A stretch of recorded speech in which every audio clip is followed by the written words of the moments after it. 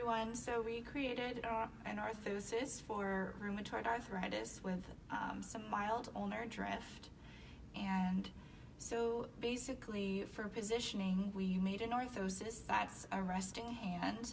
The MCPs are in slight radial deviation, and we made sure to maintain the natural arch of the hand. The orthosis allows for finger PIP and DIP flexion as well.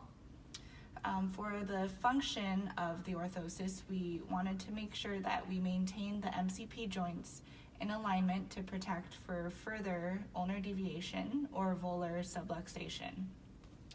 Here's the design that we created, and then here's our pattern.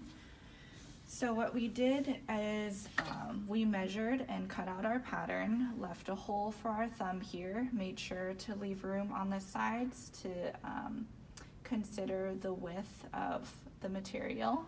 We then applied this blue Orthosis strip across and used it as the base for our finger troughs. And then we went along here, started with our second digit, and made sure that the material is going to pull radially, like so, and individually applied all of those. The material that we used is this Orthosis Light, and it's micro-perforated, and 3/32 or 1/8 thickness can be used, just to make sure that the material is light and easy to wear, because our client is going to be wearing this for prolonged periods of time.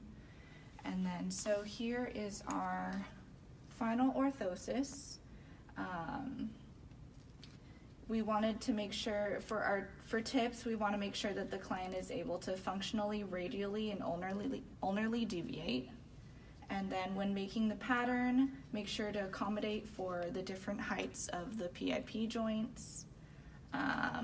We measured, as I mentioned earlier, we measured all of the fingers accordingly. So now that we finished our discussion about making the orthosis, we're going to bring our client in and really just give some more instruction on the maintenance and wearing schedule of the orthosis. All right.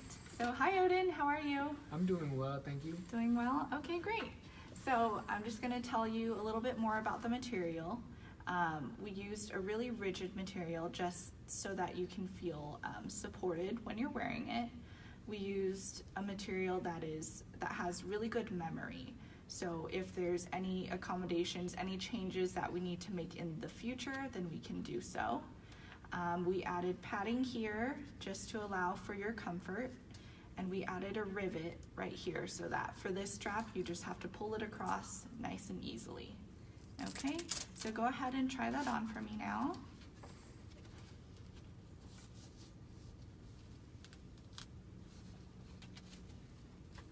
Great, how does that feel? Nice and comfortable. Great. Pull that over. Okay, so now I just want to check some things. We made the orthosis so that you can bend your PIPs and DIPs nice and easily and move your thumb. Great, and then go ahead and bring your wrist back, extend it back, great, and then do this side-to-side motion. So we made sure that the orthosis allows for radial and ulnar deviation as well. And so when we want you to wear this orthosis throughout the day, and especially during activities when you would think that your rheumatoid arthritis is going to flame up. And then for cleaning it, we want to make sure that you are using like the Clorox wipes, instead of taking it in the shower, putting it in the dishwasher, using hot water. Those hot temperatures can actually take the shape and molding away from your orthosis, so just keep that in mind. Okay.